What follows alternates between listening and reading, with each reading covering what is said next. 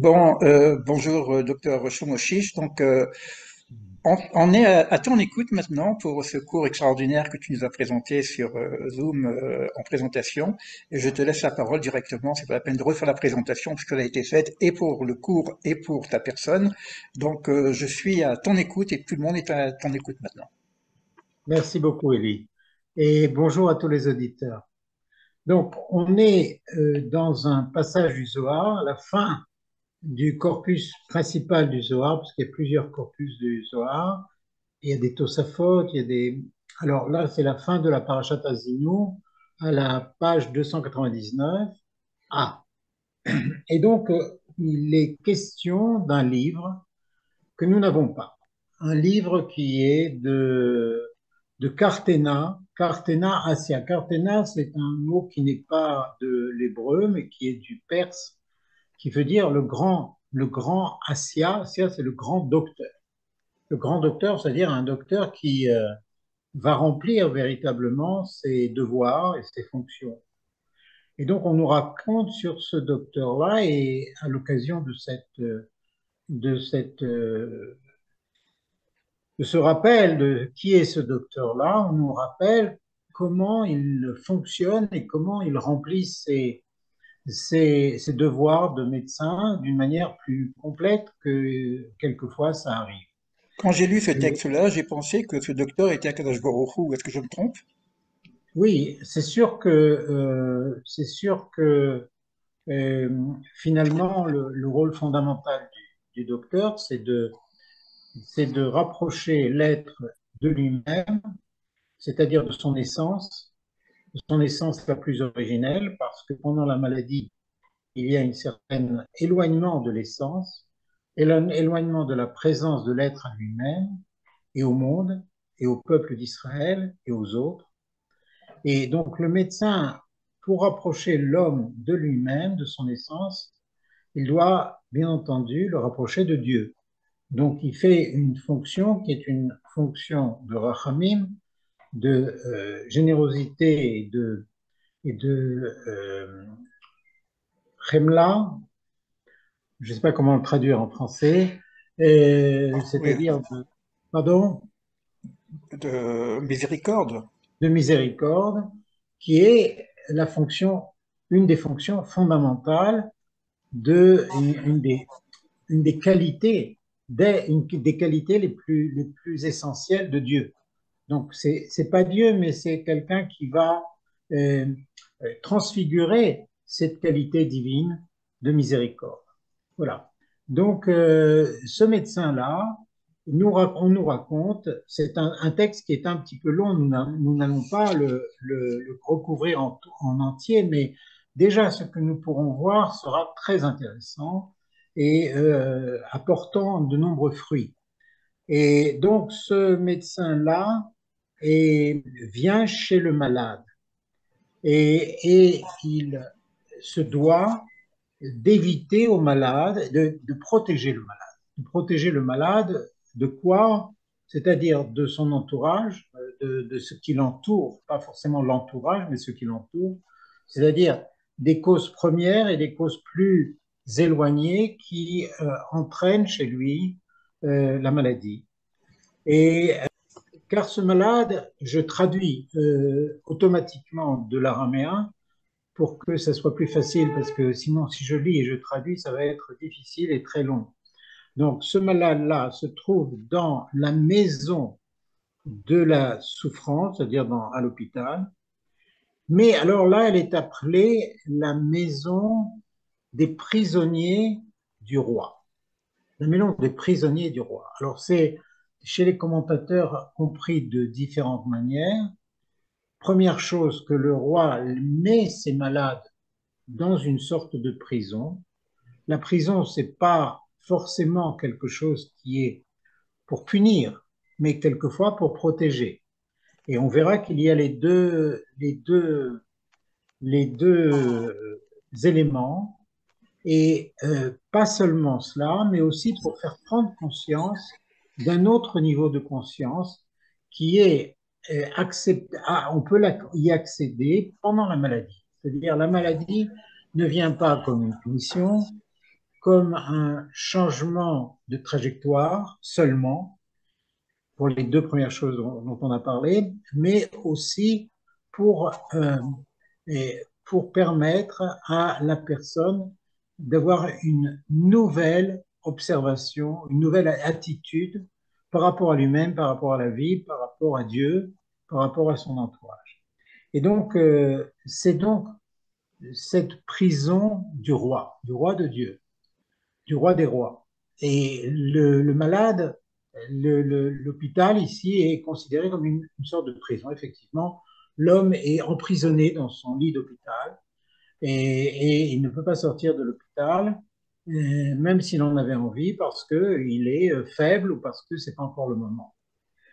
Et donc, le rôle primaire du médecin, c'est de reconnecter l'homme au roi, de l'homme au roi. L'homme est séparé du roi. Car cette reconnexion-là, c'est en fait la racine de la guérison. On continue. Et quand ce médecin-là, très sage, le plus sage de tous les médecins, vient vers le malade, alors il va le trouver dans la terre du désert, dans le désert. Vous avez marqué la terre du désert, il faudrait expliquer cela, ça va être un petit peu long, alors on va dire dans le désert. On va voir que ici, dans le texte de la Torah, c'est-à-dire dans le Deutéronome 32, 10, et je traduis tout de suite le français en français, il rencontrera, il s'agit dans le Deutéronome pas du malade, mais du peuple d'Israël, il le rencontrera dans une région déserte, dans les solitudes, aux hurlements sauvages. C'est-à-dire que ce peuple d'Israël sortant d'Égypte se trouve dans le désert. Nous savons que le peuple d'Israël, après la sortie d'Égypte, 6 jours après, il a traversé la mer des joncs et ensuite il a pérégriné 6 semaines pour arriver au Sinaï, où il va s'y trouver un peu moins d'un an, et ensuite, pendant 39 ans, il va pérégriner dans le désert avant de rentrer dans sa destination finale, c'est la terre d'Israël. Donc, le peuple rencontre Dieu dans le désert. Alors, c'est un texte qui est fondamental parce qu'il se trouve dans Shirat HaAzinu, dans le chant de HaAzinu, c'est le dernier chant de la Torah, un chant d'une profondeur extraordinaire qui va raconter en fait toute l'histoire du peuple juif à partir de sa création et même avant la création du monde, et c'est un point qui est important tout de suite, nous allons y revenir, et ensuite toutes les pérégrinations des patriarches du peuple juif dans toutes les générations jusqu'à notre génération. Donc ça nous concerne énormément et même au-delà de notre génération. Donc le texte du Zohar va prendre un texte de la Torah, un verset de la Torah. D'ailleurs là, j'ouvre une parenthèse, il est absolument impossible d'étudier le Zohar ou n'importe quel autre texte de la Torah orale d'Israël, la sagesse orale d'Israël, que ce soit le Talmud de Babylone, le Talmud de Jérusalem, le Midrash ou autre, si on n'est pas d'abord étudiant et étudié, si on n'a pas étudié profondément la Torah elle-même et le Tanakh, c'est-à-dire la Bible elle-même, car tout l'enseignement de la Torah orale est basé sur l'enseignement de la Torah écrite. Ça ne fait qu'une unité. Donc là, on va le voir. Alors, ce que j'aimerais mettre en exergue, c'est ce sujet-là, que ce texte-là qui est pris et qui va être étudié dans une autre optique, mais une optique très très proche, nous parle d'Israël et nous parle du fait que Dieu va rencontrer Israël. Mais plus que rencontre. La traduction du rabbinat, c'est rencontre, c'est une traduction qui est pas suffisante, comme toutes les traductions, elle est limitative. Imtsaeu be'eretz midbar, c'est dit en hébreu. Imtsaeu be'eretz midbar. Imtsaeu, ça veut dire il a fait une trouvaille. il a trouvé le peuple juif dans le désert. Alors on sait que Dieu a déjà créé le peuple juif en Égypte sur les racines d'Abraham, Isaac et Jacob, et déjà il a parlé au peuple juif par l'intermédiaire de Moïse et de Aaron en Égypte. Mais là, on nous parle de dans le désert, après la sortie d'Égypte. Et il a trouvé le peuple juif là-bas. Car en fait, le peuple juif comme unité nationale se manifeste après la sortie d'Égypte. Et la trouver, quand on parle de trouver, d'une trouvaille, ou on pourrait parler d'une retrouvaille, car il y a une trouvaille quand il y a quelque chose qui a été perdu. Le peuple juif a été d'une certaine manière perdu. Alors là, j'ouvre une parenthèse selon l'enseignement des sages de la Kabbalah. L'enseignement que nous avons des sages d'Israël est que pour créer le monde, Dieu a voulu, dans son projet divin de création du monde, le faire pour une finalité. Et quelle est cette finalité? Qu'il apparaisse un peuple qui grandit son nom, qui grandit sa présence dans le monde. Non pas parce qu'il en a besoin, mais parce qu'il le veut, parce que c'est sa volonté. Sa volonté étant infinie, elle doit être étudiée, mais de toute façon, on n'arrivera pas à comprendre toutes les raisons de sa volonté. Mais avant la création du monde, il a créé le monde pour Israël, tel que l'enseignement, le premier enseignement de la Torah, puisque tu me posais la question, est-ce qu'on peut, étant donné qu'il s'agit du dernier texte du Zohar, le lier avec le premier texte? Et oui, le premier texte de la Torah, c'est Bereshit bara Elohim et hashamayim et haaretz, avec un réchit, avec un commencement. Dieu a créé le ciel et la terre. Et donc, quel est ce commencement? C'est le commencement par lequel on construit Israël. On va construire on va établir le monde, établir la réalité du monde est pour Israël, pas par privilège despote, mais par responsabilité du peuple d'Israël par rapport au monde. C'est une chose qui est très importante à souligner. Et donc, quand on nous dit dans ce verset, il va trouver Israël, c'est pas seulement une trouvaille, c'est une retrouvaille. Une retrouvaille parce que l'âme d'Israël, qui a été créée avant la création du monde, elle a été un petit peu escamotée de la présence du monde. Parce que nous la retrouvons seulement après que Dieu ait établi les 70 nations, selon la tradition juive, les 70 nations dans la paracha, la deuxième paracha de la Torah, dans la paracha de Noé. 70 nations sont là. Juste après, on nous parle d'Abraham, qui va être la racine du peuple juif. Et ce peuple juif-là va être, d'une certaine manière, enfoui dans les plus profonds ténèbres pendant les 210 ans d'exil en Égypte. Et il va ressortir de cette Égypte-là comme un joyau que Dieu a voulu façonner à travers l'exil d'Égypte. Et il va le retrouver. Il va retrouver le peuple juif. Alors pourquoi j'ai fait cette remarque assez longue? Parce que ça nous concerne directement par rapport à la maladie. Le rôle du médecin, c'est de donner au malade, d'apporter au malade ce qu'il a perdu. Donc on revoit cette notion de perte et de retrouvailles. Qu'est-ce qu'il a perdu? Il a perdu l'étendue de son âme. Son âme est rabougrie, elle est éteinte, elle est pas éteinte, mais elle est à petit feu, elle est amoindrie.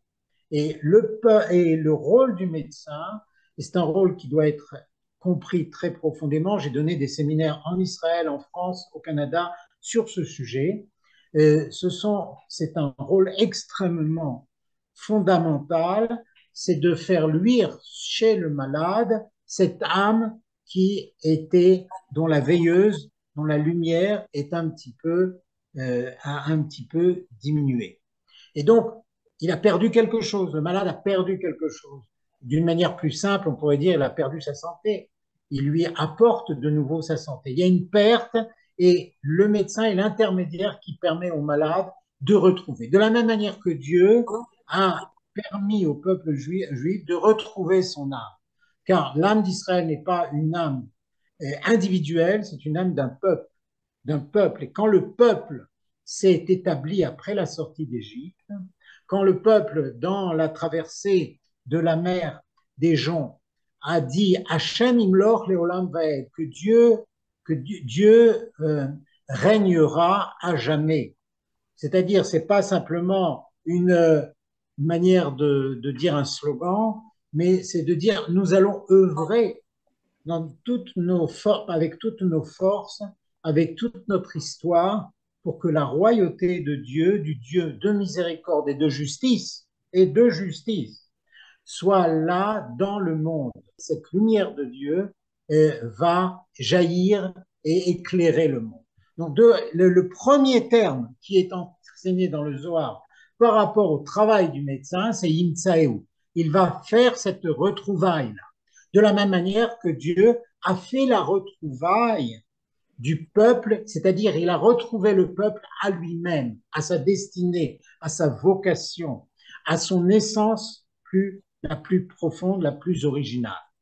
Donc c'est le premier terme. Ce verset-là est un verset qui va nous donner, va nous permettre de rencontrer d'autres termes et chaque terme doit être analysé. Il va être analysé à la fois pour ce qui s'est passé pendant le désert, pendant ces 40 ans de pérégrination, je vais tout de suite le dire, mais en parallèle tout de suite, puisqu'il s'agit ici d'une explication en parallèle de ce qui s'est passé au désert et de ce qui se passe dans la relation médecin-malade au lit du malade, au lit du malade qui est comme dans un désert. Parce que, vous savez, tous les lits d'hôpitaux sont très simples. Il y a un lit, il y a une chaise, et il y a un mur blanc, peut-être une fenêtre, peut-être des rideaux, et c'est tout. C'est comme un désert par rapport au lieu où nous vivons, par rapport au lieu que nous côtoyons et que nous aimons. Donc l'homme malade est dans ce désert. Le peuple juif a réalisé les premières liaisons avec Dieu en tant que peuple, pas en tant qu'individu. En tant qu'individu, ça a commencé avec Abraham, Isaac, Jacob, Moshe, Aaron, Myriam, d'autres individus illustres, extraordinaires ont déjà lié des liaisons avec Dieu. Mais en tant que peuple, en tant que collectivité unie, c'est avec la sortie d'Égypte. Et cette relation-là est une relation dépouillée d'artifice. De la même manière que le malade, dans son lit, n'a pas de fioriture, il a son pyjama de malade, sa serviette et, et sa couverture. De la même manière, le désert, le peuple juif n'a aucun artifice. Il y a une relation directe avec Dieu. Donc là, et je vais te laisser tout de suite, je vois que tu veux poser une question, je voudrais simplement terminer ce point-là et le parallèle, c'est-à-dire que de la même manière que la première relation de la collectivité d'Israël avec Dieu est une relation de pas parce que le peuple juif était un peuple super high-tech et il a fait des choses extraordinaires, alors Dieu l'a choisi, non. Et pas parce que Dieu nous a fait rentrer dans la terre de miel et de lait, on a voulu le servir. Déjà, lorsque nous avions rien, lorsque nous sommes dans le désert, nous voulons la présence de Dieu. C'est d'ailleurs des choses qui sont exprimées en plus grande profondeur dans le Cantique des Cantiques, déjà dans le premier chapitre, qui décrit cet amour du peuple juif envers Dieu sans aucune profit, sans attendre de Dieu des récompenses, mais simplement cette proximité divine. De la même manière, le malade va rencontrer Dieu alors qu'il est d'une certaine manière dans la prison du roi, mais dans cette prison du roi, c'est la prison du roi, c'est pas une prison, c'est la prison où le roi est là.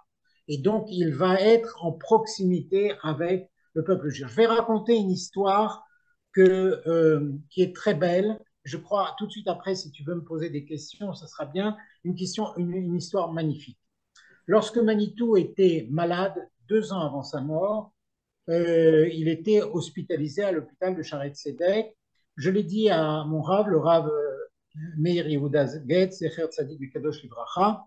Et à ce propos, le cours est destiné et dédié à la guérison de tous les soldats, 3000 soldats estropiés, de tous les personnes qui ont été kidnappées sauvagement. Et aussi, il est dédié à toutes les personnes qui sont dans les hôpitaux, malades. Ce qui, à la fin de lire le début de la pensée, tu as fait un rapport avec le début, Bereshit. Or, au début, on parle de l'humanité. Et après, tu dis qu'on va parler d'Israël. Alors, moi, j'ai une question comme ça, sans couper le fil conducteur de ton intervention. Est-ce que c'est Israël qui est malade et qu'il faut le soigner? Ou est-ce que Israël, étant guéri, va être aussi le nouveau docteur pour l'humanité? Puisqu'il y a qu'aussi un Ah, projet universel. Or, la Goïm, donc on a quand même le Tikkun Olam, on a ce qu'on appelle réparation universelle, on a aussi la bracha de Abraham, par toi seront bénies toutes les familles du monde. Est-ce que Hachem cherche un peuple pour réaliser son projet qui est un projet universel, ou est-ce que c'est juste trouver juste un peuple élu qui serait le chouchou du bon Dieu? J'exagère un peu pour que ça soit clair vis-à-vis d'ensemble des personnes qui vont nous écouter. d'accord. Alors, il y a les deux choses. La première chose, c'est qu'Israël est malade. Et dans un verset de Ishayahu, il est dit être relienu ou nocé. Notre malade, notre malaise, notre maladie, le peuple juif, il le porte. Et d'ailleurs, si on écoute bien ce qui est dit par les gens qui sont pas intéressés par des opinions extrémistes et euh, un petit peu déviées de la justice et du droit, on voit que beaucoup de nations parlent du fait que ce qui se passe en Israël ne sont qu'une transfiguration des douleurs du monde. Israël les porte parce qu'il y a la responsabilité de, de réussir l'être, parce qu'au début, il n'y avait pas les nations. Au début, il y avait l'homme, le premier homme.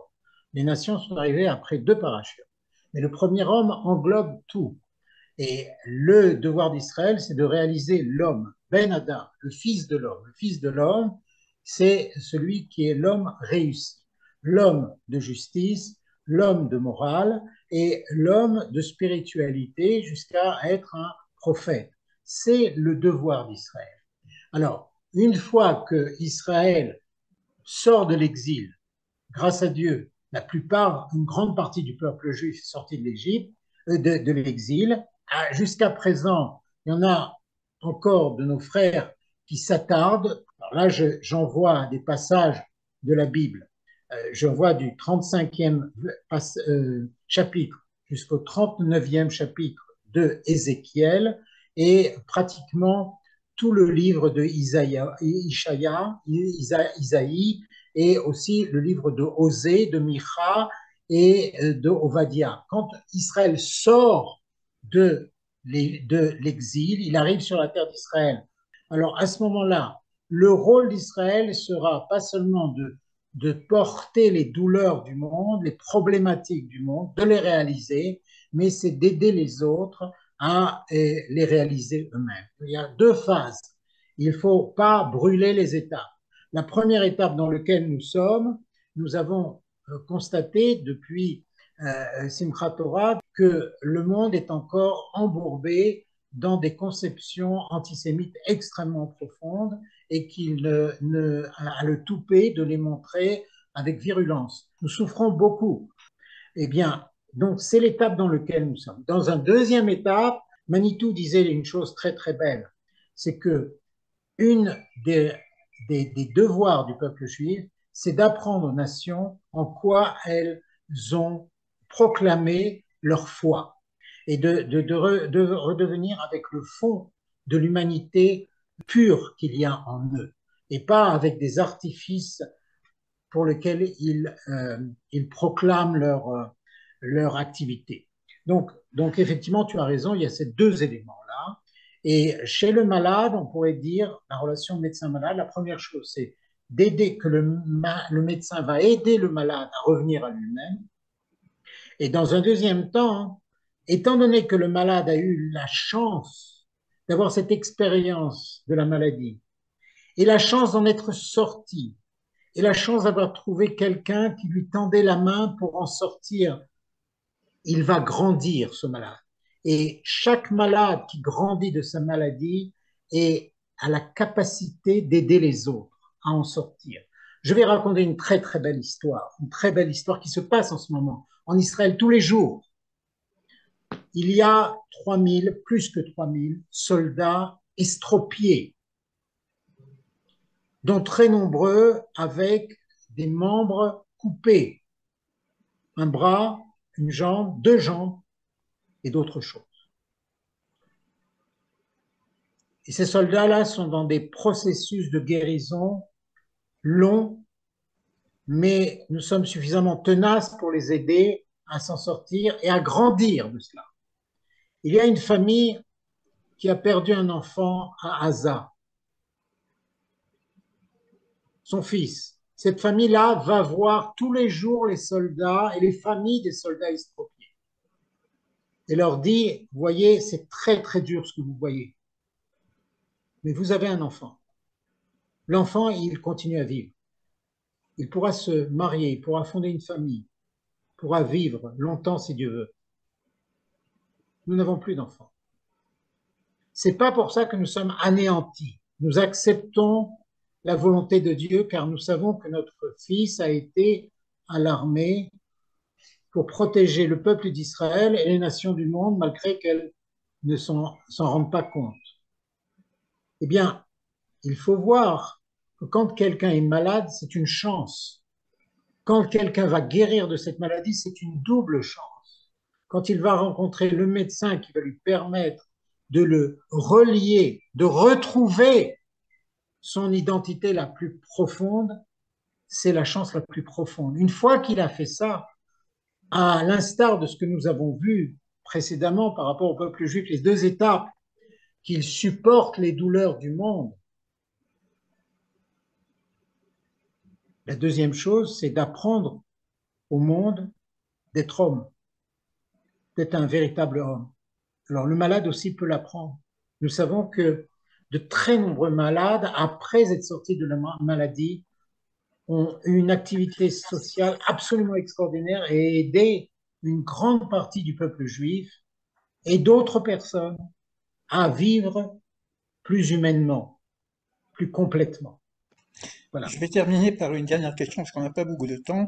Avec l'aide de Dieu, peut-être qu'on aura la possibilité techniquement de faire des questions-réponses, mais quoi qu'il en soit, compte tenu de la profondeur de cet enseignement, surtout ce que tu as commencé à dire sur le Zohar du début, et puis ce qu'on est en train de dire par rapport au début du début, c'est-à-dire le projet divin d'une façon générale, euh, Oui, ce qui me semble important, ce que je viens de comprendre en tout cas, bon, c'est classique, mais un médecin qui a appris dans l'université comment guérir quelqu'un, c'est une bonne chose.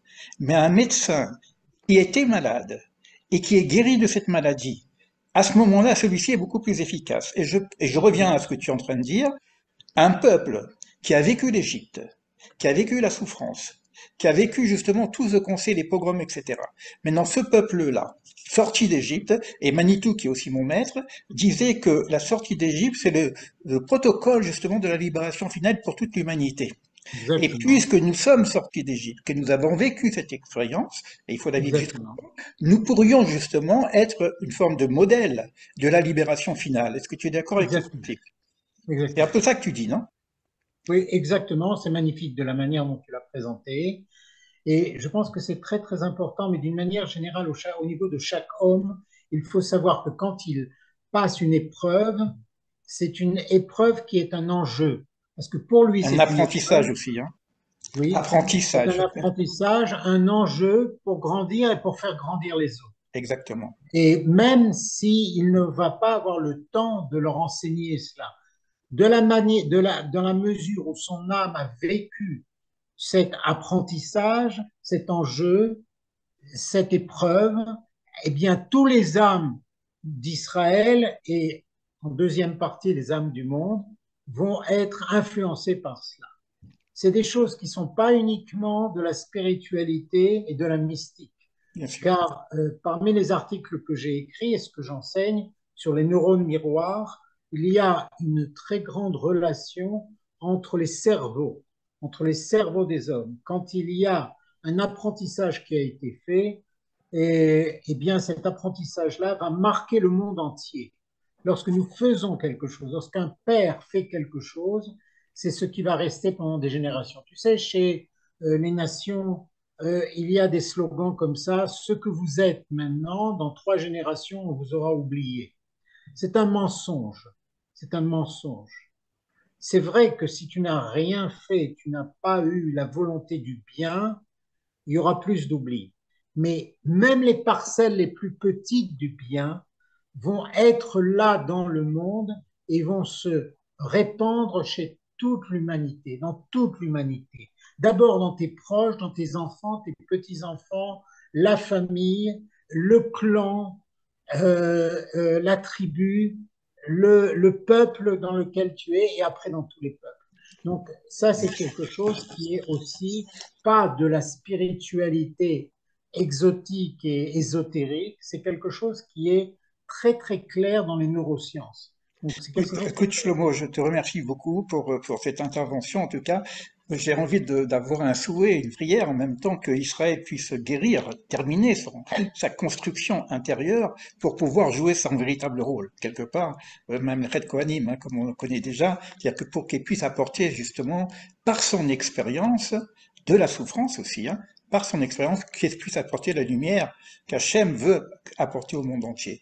Je pensais à quelque chose comme la profondeur de ce qu'on vient de travailler ensemble un petit peu aujourd'hui. Je vais essayer de voir, ou avec Michael, ou ensemble, je ne sais pas de comment on pourrait poursuivre un petit peu, refaire une autre intervention où on aurait un peu plus de temps. Peut-être pour le mettre dans le site de Michael, puisqu'il a un site quand même sur le Zohar, et refaire, approfondir un peu cette question, parce que tu m'as dit qu'il faut presque faire un séminaire là-dessus, mais oui, bien sûr. voilà, donc on trouvera un moyen, de toute façon, pour qu'il y ait une autre intervention et Très bien. qu'on puisse le présenter à tout le public qui était présent. Merci en tout cas Très pour ta rapidement, présence. Oui, dis-moi. deux mots. Vas-y, La vas-y. première chose, on a simplement abordé un mot d'un texte qui fait à peu près 2 pages. C'est la seule chose qu'on a fait. Donc, il faut vraiment approfondir tout le développement de ce texte. La deuxième chose que je pourrais te dire, c'est que je suis certain qu'Israël est en train de sortir de l'hôpital.